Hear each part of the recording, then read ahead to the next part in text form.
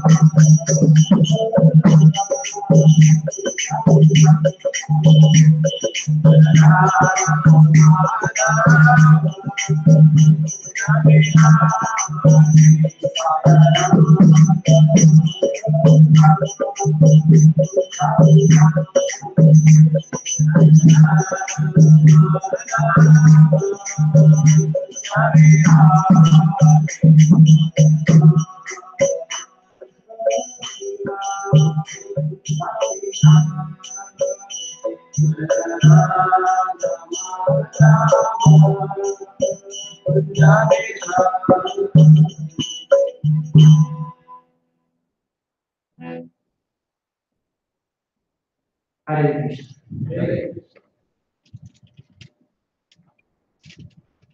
So, I'd first of all like to thank all the kind devotees here at Iskcon Phoenix for taking care of me, not only taking care of me, but tolerating me. It's been a nice few days. It's been wonderful to connect with many of you. And what we'd like to talk about a little tonight, as Prabhu mentioned, is some simple fundamental aspects on deity worship at home particularly. How many of you have some aspect of deity worship going on at home? You may have a picture altar, you may have deities. Raise your hands. Pretty much everybody. So, relevant. So what I'm going to go over is some basic fundamentals and leave plenty of time for questions. You want to wrap up around 20 after, is it? We'll go to 6:30. Up to 6:30.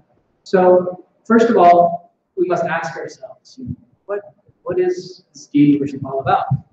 And I think many of you know this, the vast majority of you are familiar with it, what to speak of, probably growing up with it. Particularly what I want to share is some fundamentals of our understandings and what's followed in the Gaudiya line, and even more specifically, the mood of Srila Prabhupada and how he particularly instructed his disciples in the art of deity worship. So, first of all, definition. In one sense, it's quite simple, quite straightforward.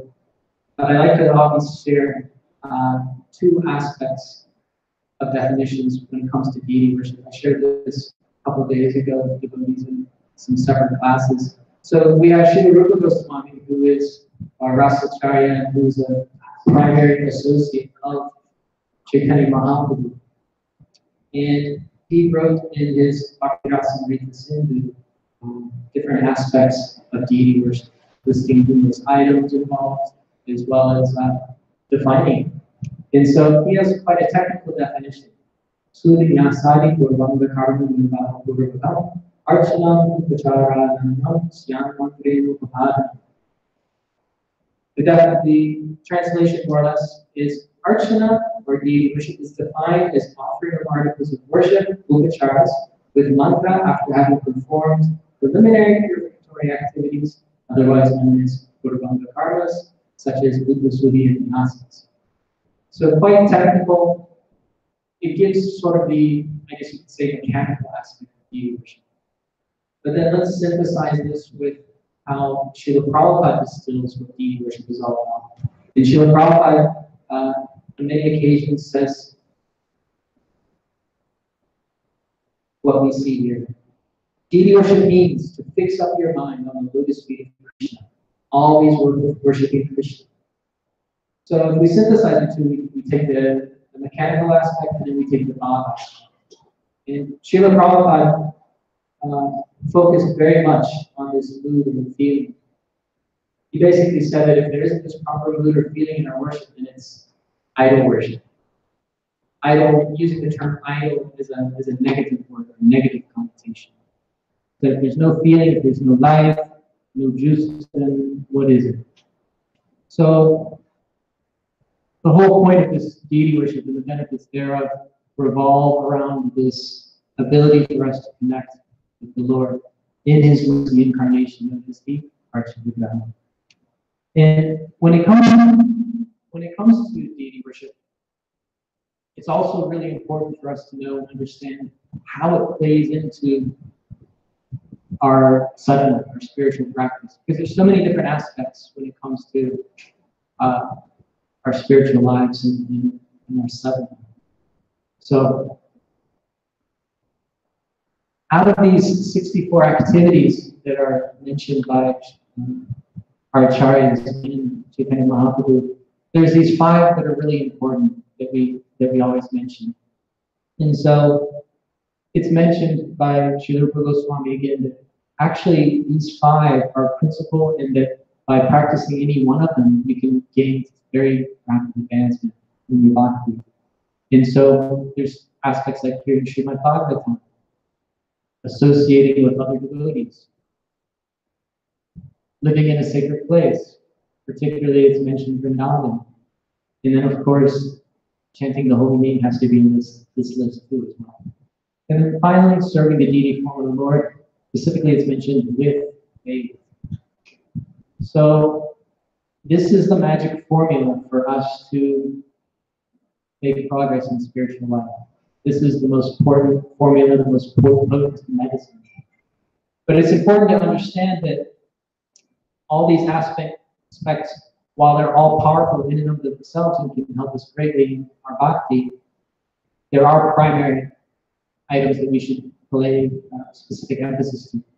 So chanting of the holy name, that is the Yuga Dharma. So here you have a so-called deity worship guy here in saying that, you know what, deity worship is not as important as chanting the holy name. Okay?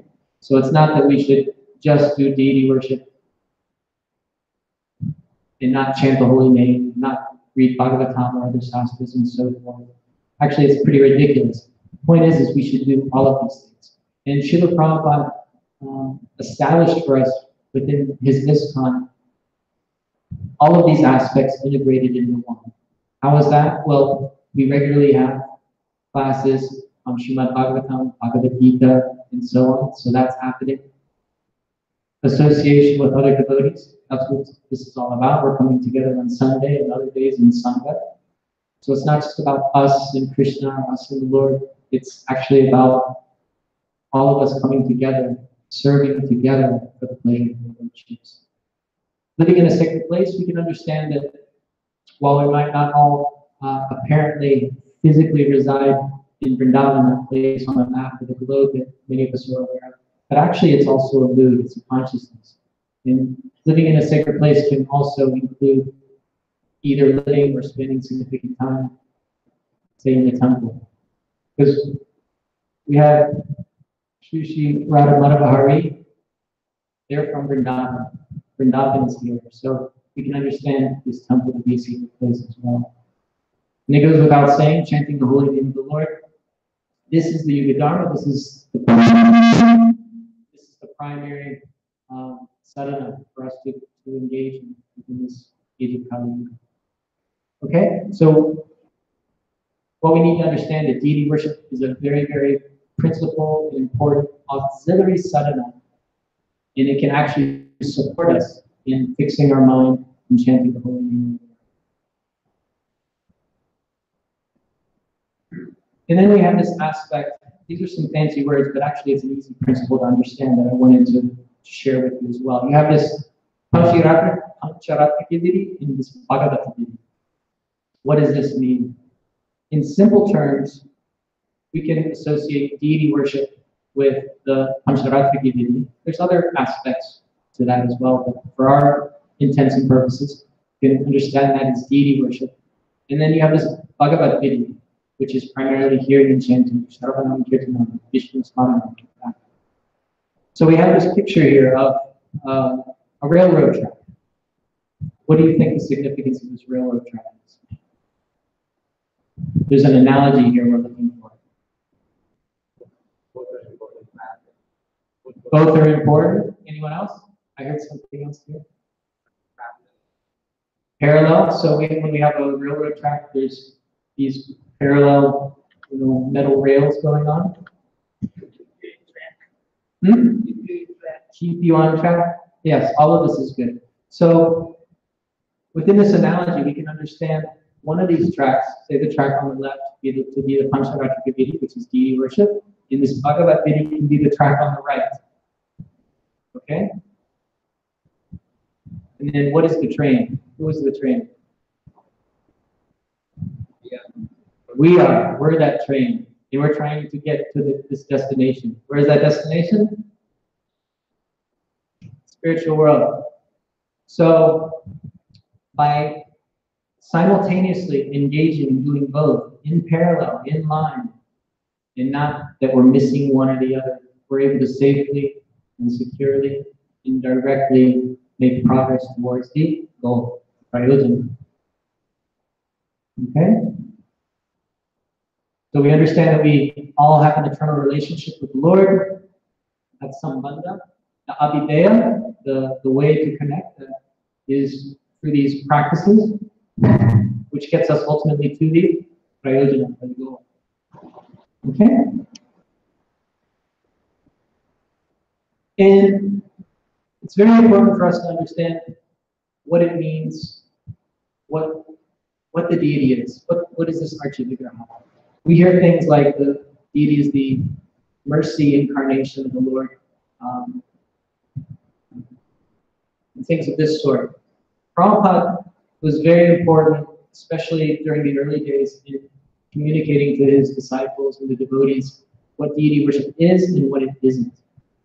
And so, particularly, there's this purport that we find in Bhagavatam, where he's stating that worship of the Archavigraha is not idol worship. Now, some of you might say, not idol worship. Idol, the term idol in the West has a negative connotation, as I mentioned before. It means not bona fide, some like tribal, low-class thing. So when it comes to Judeo-Christian tradition, there was an example in the Old Testament, I believe. So in the Judeo-Christian scriptures, where a community melted down some gold, they all melted down gold, and they made a golden calf, and they worshipped it as the Supreme Lord, as God. And so bad things happened, it was condemned, and so on and so forth. And it was a lesson to them all, hey, don't do that. But actually, we're not concocting as they did. And so that's where the disconnect is. As we all know, according to Guru Sadhu Sastra, these are primary pramanas that we use in order to guide us and make sure that whether we're on track or not with our practices. And so, as we know, it's totally authorized within the scriptures, and we have information and instructions from the Lord Himself, often mentioned in Srimad Bhagavatam, the Bhagavad Purana. Krishna is actually teaching his own devotee, Uddhava, how to worship Him as the deity form of the Lord. So if you have faith in these scriptures and you believe them to be bona fide, then surely this process is bona fide. Anyway, we could go further into that. For those of you who are interested, and perhaps you work with Western devotees who wonder about these things, and you may struggle somehow explaining or communicating it, there's a couple nice articles that I'd be happy to share with you that speak to this and that, and make the proper argument and explanation. So Prabhupada says basically that this isn't idol worship, meaning it's not some concocted thing. The Archavigraha, the deity, is an incarnation of the Lord in a form appreciable by a devotee. Therefore, devotees engage in the temple in the service of the Lord as Archavigraha, a form made of stula, material objects such as stone, metal, wood, jewels, paint. There's a few others that are mentioned as well. Even the mind. You can worship the Lord in the mind.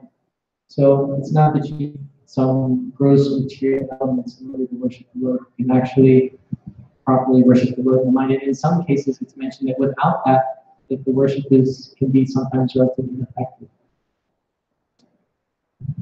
All these are called stula, or physical representations. Since the devotees follow the regular principles of worship, even though the Lord is there in his physical form, he is non-different from his original spiritual form. Thus, the devotee gets the benefit of achieving the ultimate goal of life, that's to say, becoming always absorbed in the thought of the Lord. That's the whole point, right? What's the point of whatever devotional service we're doing? What's the point of it?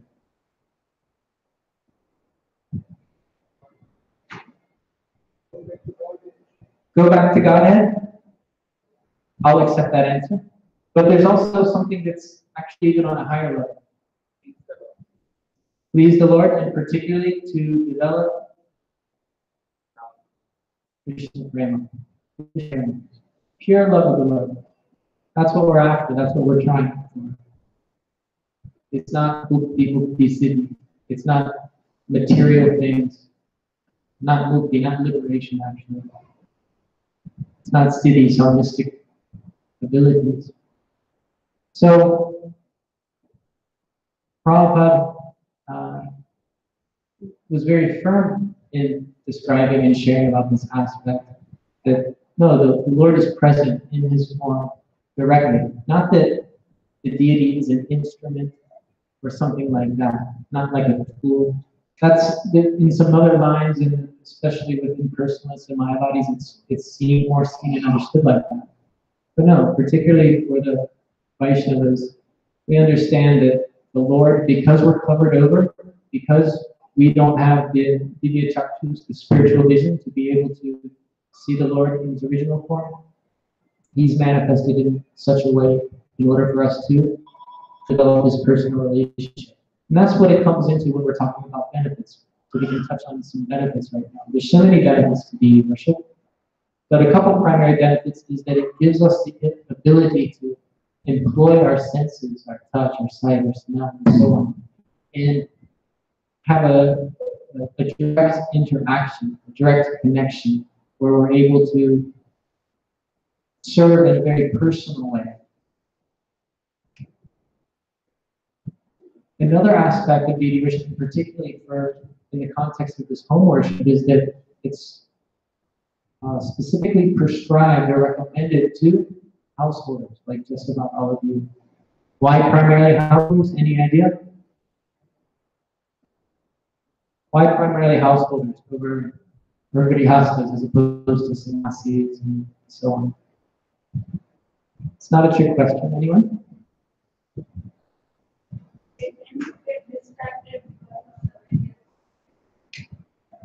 Say one more time. Various other. Yes. Correct. Correct. Correct. The brahmacharis and the sannyasis, and to a large extent the brahmaprasthas, they're more engaged in direct service and spiritual activities, whereas the grihastas are having to manage home and properties and families and jobs and all that. So it's really easy to go paga. So it's mentioned by some of our acharyas where, saying especially for the grihastas, they really need it. They really need it. It's very important because it helps rein in our mind and senses and develops more regulation in our mind. Regulation. So if we have some steady regulation and we developed some regular services with our home worship, it's very effective in helping us be grounded, be level. Whatever that may be, we recommend, we'll get into this later, we recommend the worship to be quite, to be relatively simple at home. And that way we're able to maintain whatever commitment we have made.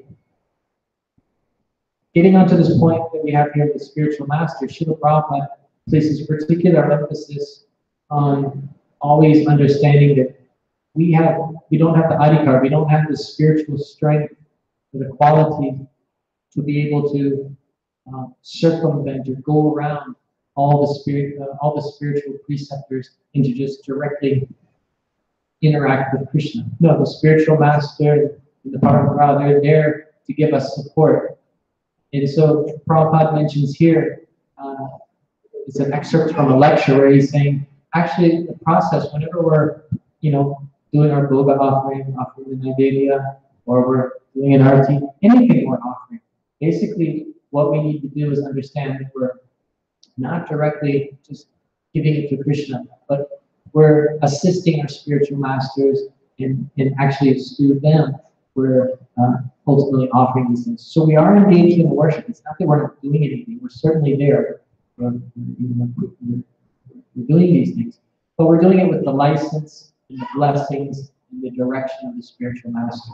Just like a CEO of a company may not directly make some product, but he's running things, and it's under those instructions that you, as the worker, are making things happen on his, on his behalf.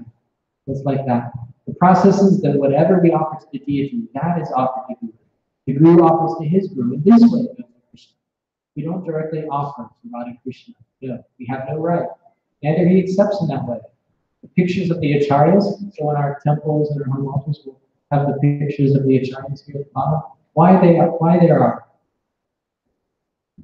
Actually, one has to offer the plate to his Guru, and he'll offer to his Guru. He offers his Guru, his Guru. In this way, it'll go to Krishna. That's the process. And this is a very safe process, right? Much safer.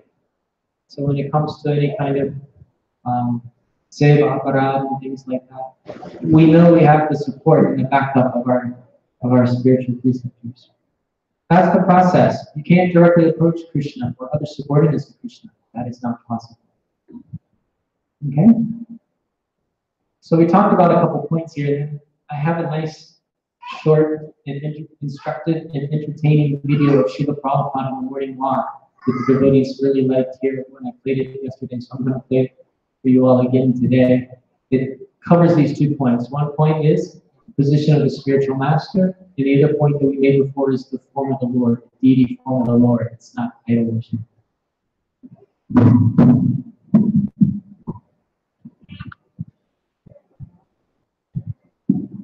Therefore, the Vidhi Marga means to walk under the direction of the spiritual master. Just like apprentice in a factory. One is working as apprentice, he does not know. But then when he becomes practice, then he gets a job. Good salary.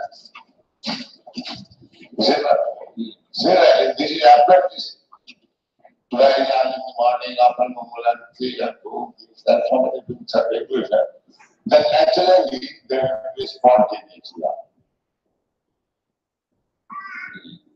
In the beginning there is no spontaneous. One has to work under the direction of the spiritual master and shastra, scripture.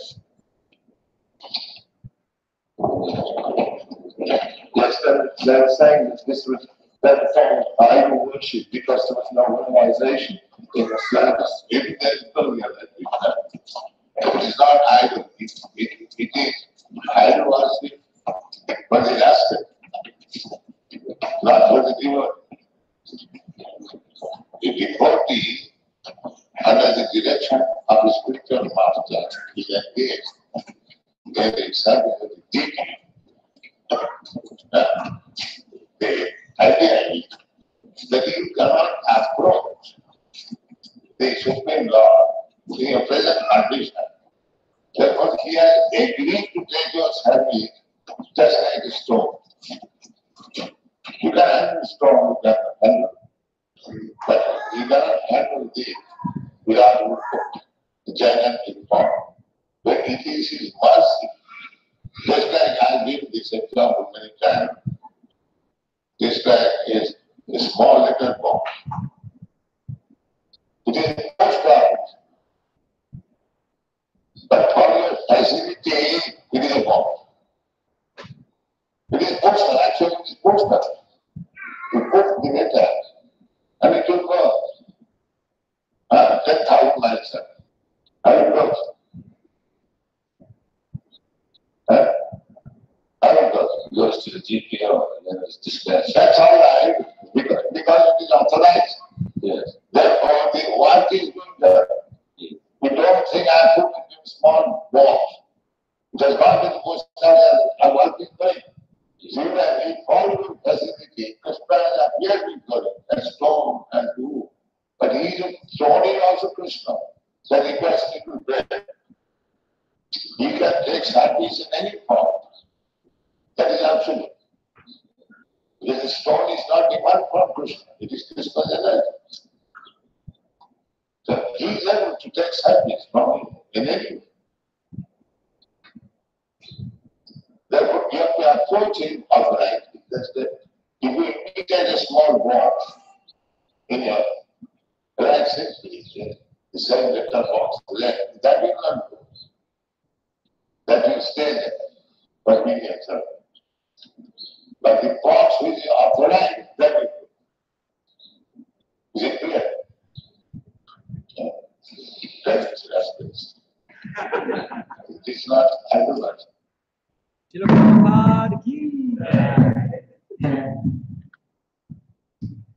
And then also now that brings us to this aspect of the mood of worship Srila Prabhupada was emphasizing. He was talking about in that video that we're working as an apprenticeship because we don't have this spontaneous mood of love and devotion for the Lord.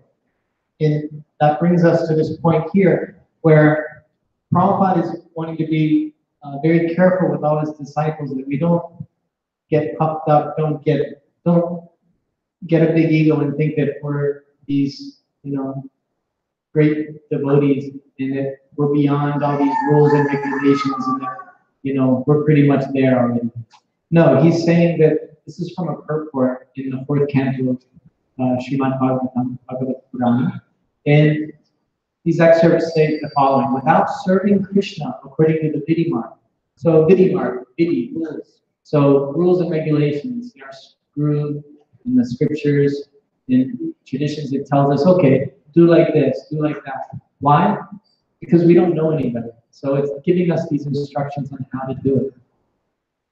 And so it's saying, follow all these rules, because that's the level we're on. We just need to follow. And we might have some taste. It's not just one or the other, but we're somewhere on this line between, having full realization and full spontaneous love for the Lord, somewhere here where we, see the deity as just a statue, a doll, a breast-made idol, as he sometimes says. So I would argue many of us are somewhere around here. At least we have this, gyan, we have this theoretical understanding or knowledge that, there's something special about this deity worship. And yes, this is a form of the Lord. But in terms of actually realizing that, having that vigyan, having that actual practical realization, that's another story. So Srila Prabhupada is saying until we come to this level where we're not doing deity worship just because our parents or our authorities at the temple or the scriptures we're reading is telling us it's good for us. No, we're doing it because we have a really strong taste and attraction.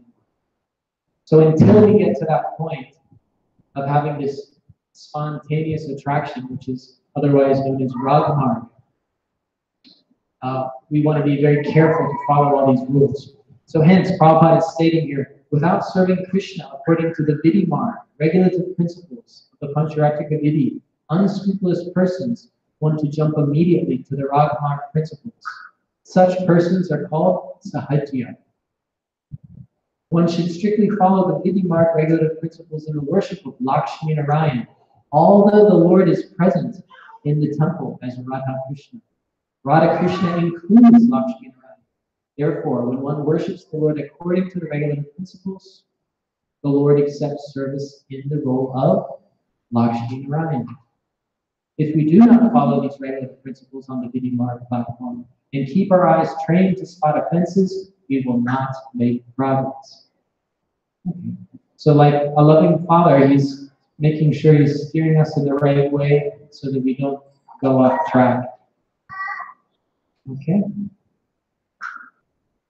So Radha Krishna worship is a very, very high thing, and he's mentioned that, okay, yes, Radha Krishna is there, but they're accepting worship as Lakshmi Narayan, which is on this level of Ashvarya Bhav, awe and reverence, in Dasya Ras, as opposed to what? Madhurya Ras and Vatsalya.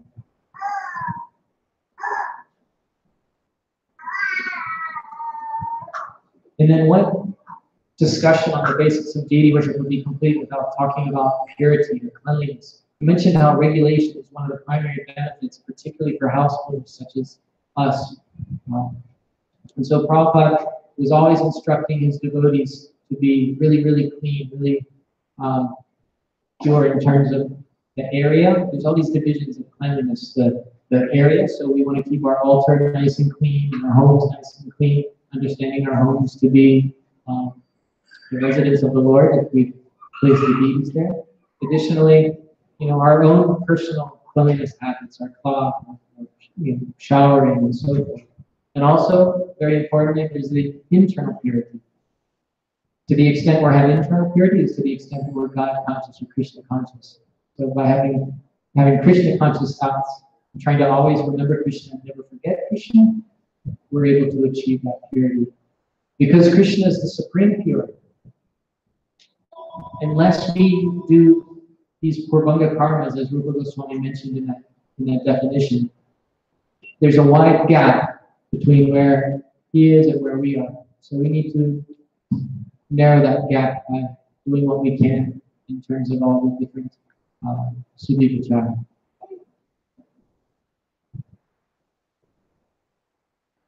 And then another aspect that we talk about and emphasize, as I mentioned before, is that householders should really primarily be performing archana or deity worship. It's for everybody. You'll see many sannyasis, brahmacharis, and so forth doing the worship as well, as we see here. But nonetheless, householders, it's especially important for. And there's this purport in Bhagavatam, 7th canto. It's the pastimes of Nishingadev, Prahlad Maharaj, Hiranyakashipu. And Prabhupada mentions, it's in part of the purport, that an opulent householder can collect luxurious paraphernalia for deity worship. And consequently, for householder devotees, the worship of the deity is compulsory. Everyone know what that word compulsory means? Like, you gotta do it. In our Krishna consciousness movement, there are brahmacharis, grihastas, vanaprasthas, and sannyasis. But the deity worship in the temple should be performed especially by the householders. The brahmacharis can go with the sannyasis to preach, and the vanaprasthas should prepare themselves for the next status of renounced life, sannyas.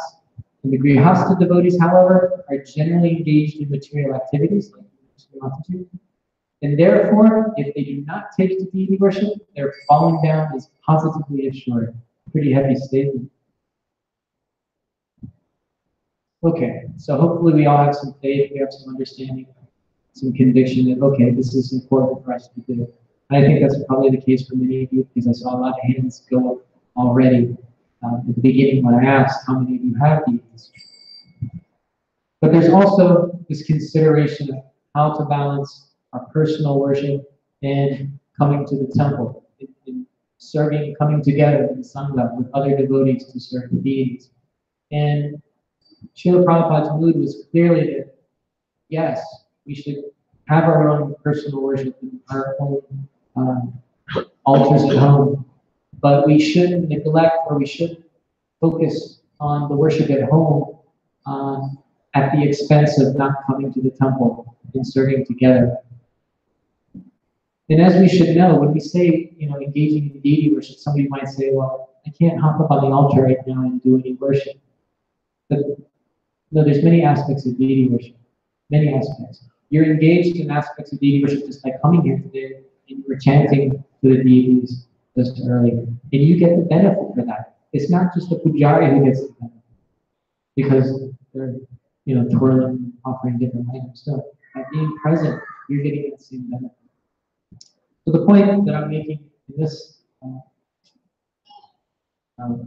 aspect is that Prabhupada was saying, this is a particular letter that indicates his mood. There's other letters to a similar effect. This is one particular one from quite early on in 69. It's quite early on. He was on the planet until 77. So he says, I think it's best if everyone centers his attention on the deity in the temple. And in that way, the temple worship will go on nicely. Of course, if the temple is unapproachable or too far, that's a very different thing. But if the temple is easily accessible, then that is the best progress. Okay? So this letter is primarily meant for devotees who might have been in the temple, or it just moved quite close in his inner vicinity. And so it's like, why have your own worship when the temple is just a few steps away or 5 minutes away? It's somehow close. Now in this day and age, the paradigm of Iskcon is shifted to more of a congregational, as most of you are living outside and you may be 5, 10, 15 minutes, half hour, 45 minutes away. So if you're not regularly able to approach the temple, then surely Prabhupada's saying by all means, you have your own temple, your own altars at home, engaging in worship at home. And even if, and as you do have your own worship at home, also he's indicating, keep it simple. Like the subtitle of this presentation is Simple and Sublime. It's not that the more elaborate, longer worship, the more elaborate with the mantra, the mudra, and all this, not that that's necessarily any more pleasing to the Lord. It's could actually be the opposite. Because ultimately, Krishna is not so impressed with that patram pushpam bhum. He's impressed with the bhakti. All these items are just simply vessels or instruments or conduits so that we are able to express our love for the Lord. That's the paravachara. That's the topmost item of worship. He's looking for that love. Otherwise, it's useless. He also states here, as for the grahastas worshipping Gaura-Nitai deities, that's only for those who live far away from the temple. You cannot attend. Otherwise, such worship is redundant. There's already deity worship going on in the temple, and we should attend the artis, not install our own deities. The householding community in Los Angeles or any of our temples is not meant to be independent from the temple program. Now, it's important to mention here, the context of this message, or this letter, was he's writing to devotees at the Los Angeles temple 6 hours away, where there's, apartments that are just down the street. And so this seems to be that he's writing to some disciples that are kind of getting into their own thing instead of coming and attending the program together. Okay. And also along these lines, there's the question of having deities or having picture altars. Prabhupada made some different, he made this distinction between worshipping two-dimensional pictures and three-dimensional deities. Now it's mentioned in Bhagavatam in the 11th canto of the Gita how the deity can be made of 8 different elements. Some are gross, like stone, metal, wood. Some are subtle, like mind. But one of them is paint. So we can take paint to be, of course, a picture or a photograph. And so this is a bona fide, according to Bhagavatam, it's a bona fide form, worshipful form of the Lord. But Prabhupada would make a distinction in that, particularly when it comes to these three-dimensional forms of the Lord, there's this commitment to offer regulated worship. So, whatever you're doing, be consistent with it, and so on. Whereas if you're traveling a lot, or you have a lot going on with your families, and it's difficult to be regulated, or you just don't have that, facility for some point, then he's recommending generally pictures. And so he would encourage what was called a Guru Grund altar. It's a Panchatattva picture, along with the Prabhupada pictures that we see here, Srila Prabhupada, Srila Bhaktisiddhanta, and so on. So he'd encourage like that. So for those of you who don't already have deities, I highly consider having a picture altar. The idea is at least you have an altar and you're offering the food stuff that you're cooking. You can offer arati. Basically, you can offer all the primary services to picture form of the Lord, except for bathing, dressing, ornament. So we oftentimes recommend that. And then in practical aspects, like, what about where to put the altar? So there's considerations about location. You want to put the altar in a proper place. There's so many ins and outs because we all have unique living situations and living conditions to consider. So whether we have our altar in like a main family room, a main space, or whether we set aside a bedroom if we have an extra bedroom, whatever it may be. Considering whether children are around, how high or low, considering proximity to the kitchen, because oftentimes we're going to be taking load offerings. You can help it. You might not want to be going up and down stairs and so forth as we go back and forth between the kitchen and the altar. So there's these practical aspects. Also the arrangements of the altar. Every altar, as you may know and be aware, is very unique. So we have different personalities, we have different space considerations to work with. So, generally, we recommend when there's a more simple altar, you'll have like Vishnu Tattva deities, you have Gaurnitai or Jagannath. In some cases, many cases, we have Radha Krishna deities at home as well. They would be considered like the primary deities that are on the top level. And then some of you may have Kali deities from the past. You might have Shiva and so on and so forth. So understanding that Shiva is the topmost devotee, Vaishnava, we would put him, on the next level. And then finally, at the bottom level, we have like Jiva Tattva that we have here. And so there's that aspect. And then, as I mentioned, deities versus pictures aspects. Okay. And offline, we can speak about these things tonight if any of you have any particular questions regarding. And also a question that always comes up is children in deity worship. Hey, how old should they be? What are the considerations? The one and only letter that we are aware of recorded where Prabhupada's addressing this is this one here from 71. He says, deity worship can be learned at not less than 10 years of age. Before that, they can assist. They can learn how to bow down, how to dance, how to chant, how to make garlands, clean arti, carry utensils, etc. These are also different parts of deity worship. So the way I'm understanding this is that even before 10, from a very young age, even the age of her, you want to involve them. You want to encourage them and share the culture and share this aspect of devotional service. So to the extent that you're able to supervise and help and let them play a part, that's really, really important.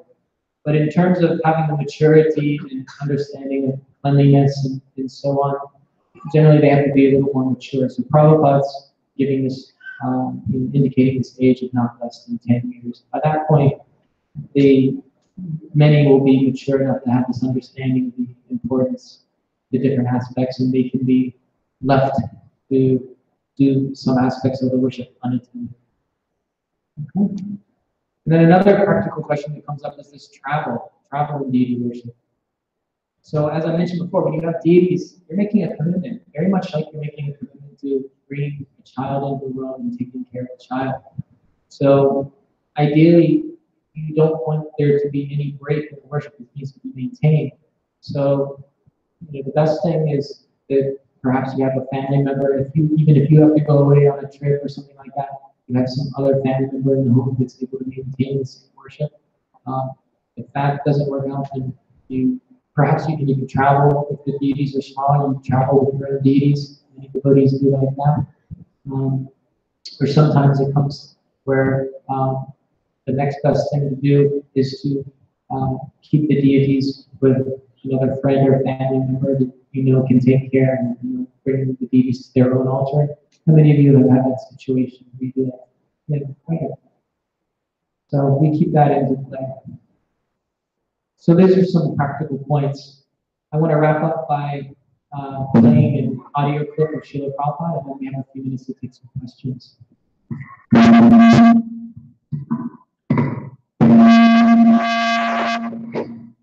Sorry about that.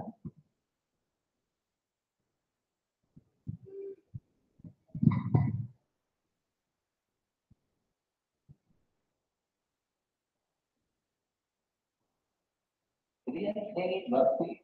What you can offer to Krishna, everything belongs to Krishna. What is your lot? What is your land? And what is the value of your things? There is nothing. Therefore, the real thing is bhaktya. Real thing is your feeling. Krishna, qualification. I have no qualification. I have no slot in all. But I am proud with you.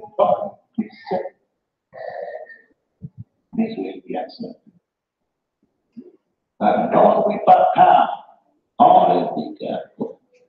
But they didn't need Krishna. That is my request. Srila Prabhupada ki speaker. Sorry about that. Okay, we have a couple minutes to maybe we can turn the speaker on so that doesn't happen. Maybe we can take a couple questions if there are any.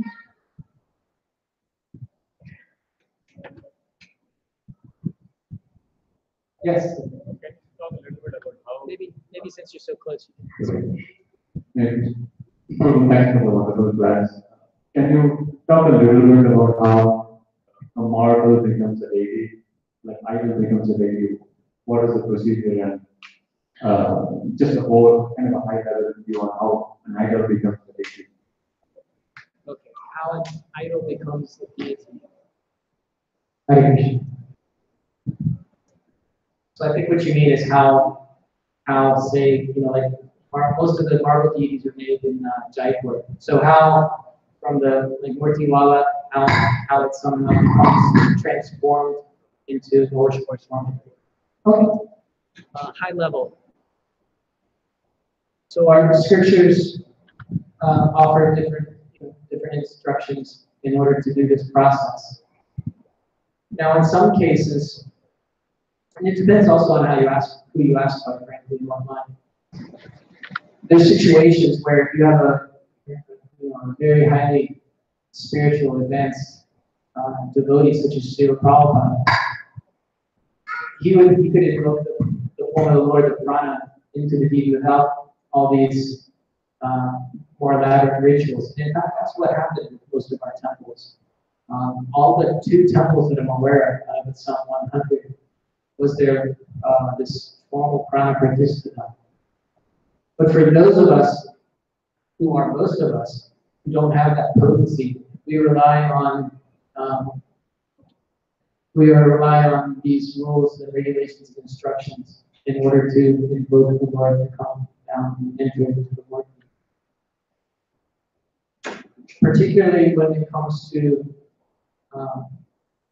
how many of the devotees who are trained to do this within Iskcon these days, the teams that go through deity installations, it revolves around, starting with, you could say, gross aspects, and it goes more and more subtle, where first we prepare the form of the Lord by purifying, Panchagavya and things like that. So we're doing different things to,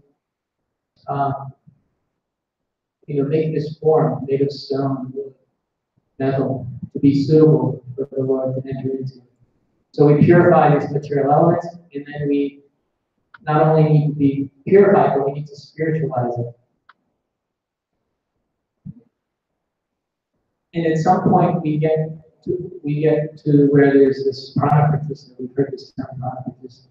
So just like vivaha, there's many different steps that are involved. But one primary step in the case of this deity is prana pratisthana. Actually takes about 5-10 minutes, where we're asking the Lord to descend to the devotee, and we'll have some items in our fingers and be touching it to the heart of the deity, and we're asking the Lord to come and descend through the heart of the devotee. So that's very basic. We can talk offline about some more details if you're interested. These days, oftentimes, we're doing our installations in probably about 2 days. And sometimes we can do it within 1 day. But what's involved is, there's so many items of worship that we're mentioning also. That's there, particularly once we fully invoke the Lord into the Murti, we welcome with a nice Maha-Abhishek and then both offering and our team. But in conclusion on this question, there's somewhat of a debate, depending upon the line and Sampradaya. Some are more focused and believe strongly that actually for the deity to be bona fide, all these various steps must happen, otherwise it's not proper bona fide. Whereas some other lines, such as the Gaudiyas, while we do follow all these rules and regulations, there is more of an emphasis, like with the Gaudiya Vaishnavas and the Mallavas, on this mood of worship. There's a belief and an understanding that actually the Lord will descend and come before the devotee based off of the devotee's conviction and sincerity. There was an instance in Krishna Balaram Mandir when that temple was being established in Vrindavan, where Srila Prabhupada, frankly, was a little, he had a local Brij Basi do the installation. That was 1 or 2 times. The other temple was Hyderabad.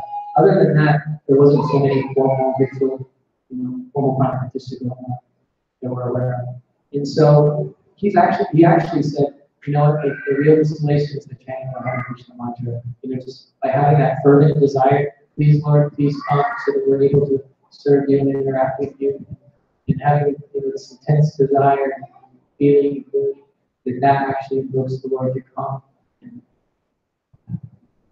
Okay. We got a couple more minutes left before we close. Any other questions? Yes.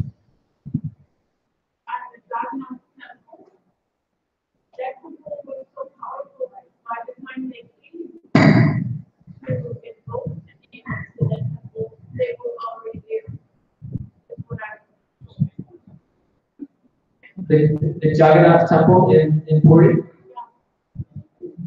There's interesting pastime around that, with revolving around King Maharaj and